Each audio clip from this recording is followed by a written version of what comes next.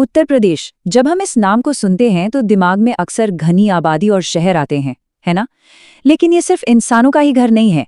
यहाँ एक पूरी अलग दुनिया भी बसती है, वन्य जीवों की दुनिया।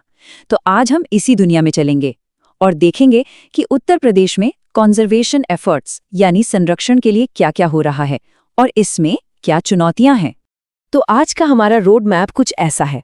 सबसे पहले हम देखेंगे कि इन सबको बचाने के लिए कानून क्या कहता है। फिर पैसा कहाँ से आता है वो समझेंगे।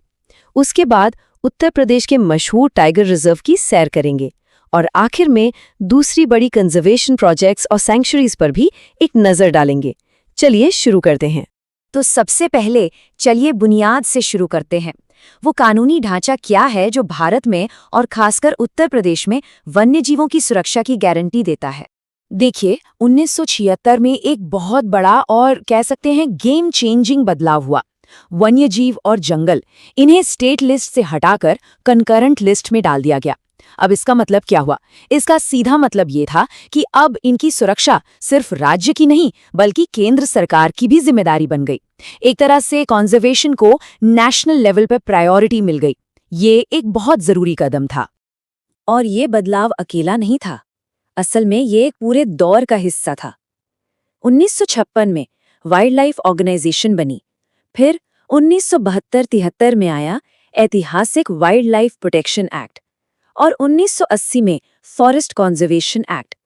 इन सब ने मिलकर आज के मॉडर्न कंजर्वेशन लॉज की रीढ़ की हड्डी तैयार की।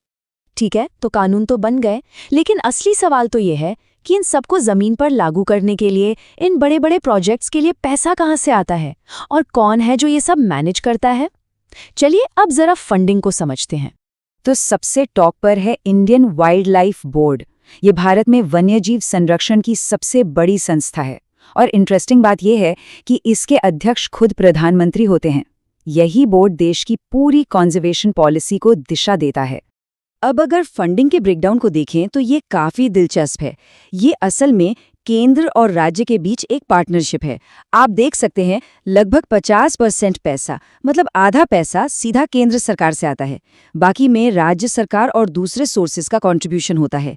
ये दिखाता है कि इन प्रोजेक्ट्स को नेशनल इंपॉर्टेंस दिया जाता है। चलिए अब उस जानवर की बात करते हैं जो उत्तर प्रदेश के जंगलों की शान है, the star of the show. बिल्कुल सही, हम बात कर रहे हैं बाघों की और उनके संरक्षित घरों की। जरा इस नंबर पर गौर कीजिए, 173। 2018 की जनगणना के हिसाब से उत्तर प्रदेश में इतने बाघ थे। अब ये नंबर अपने आप में कहानी कहता है। ये संरक्षण की कोशिशों की कामयाबी भी दिखाता है और साथ ही ये भी बताता है कि अभी आगे का सफर कितना लंबा है। तो ये 173 बाघ कहाँ रहते हैं? इनके लिए प्रदेश में 4 खास टाइगर रिजर्व्स बनाए गए हैं। इनमें से 2 बहुत ही मशहूर हैं।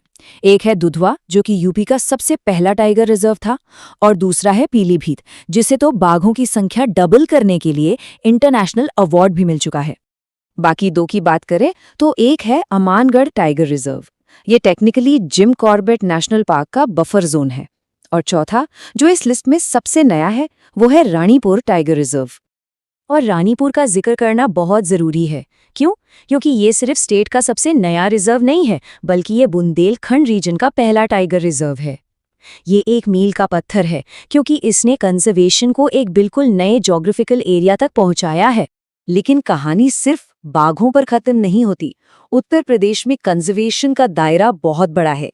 बाघों के अलावा भी कई दूसरी बड़ी प्रजातियों को बचाने के लिए इम्पोर्टेंट प्रोजेक्ट्स चल रहे हैं, जैसे कि प्रोजेक्ट एलिफेंट। ये नेशनल लेवल पर तो 1992 में ही लॉन्च हो गया था, लेकिन उत्तर प्रदेश में इसे 2009 में लागू किया गया। इसके अलावा कुछ बहुत ही यूनिक कोलैबोरेटिव एफर्ट्स भी हैं, जैसे कि नेशनल चंबल सैंक्चुरी। ये मगरमच्छ और घड़ियाल जैसे जलीय जीवों के लिए हैं और इसे उत्तर प्रदेश, मध्य प्रदेश और राजस्थान तीनों राज्य मिलकर चलाते हैं। और हाँ, इटावा की lion safari and rescue centre को कैसे भूल सकते हैं, जो 2009 में बना था। तो अब अगर हम थोड़ा जूम आउट करके देखें तो ये सारे अलग अलग प्रोजेक्ट्स की बहुत बड़े नेटवर्क का हिस्सा हैं। ये नेटवर्क है उत्तर प्रदेश के वाइल्ड लाइफ और बर्ड्स सैंक्चुरीज का। चलिए जरा कुछ क्विक फैक्ट्स देखते हैं।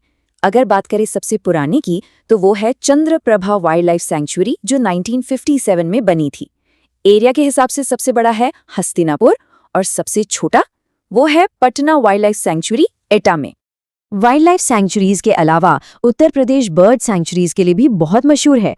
नवाबगंज, समसपुर, ओखला, बखीरा, ये कुछ ऐसे नाम हैं जो रेजिडेंट और माइग्रेटरी बर्ड्स यानी प्रवासी पक्षियों के लिए किसी जन्नत से कम नहीं है। तो अब तक हमने जो भी बातें की, चलिए एक फाइनल स्कोर कार्ड के जरिए उन सबको एक साथ एक नजर में देख लेते हैं।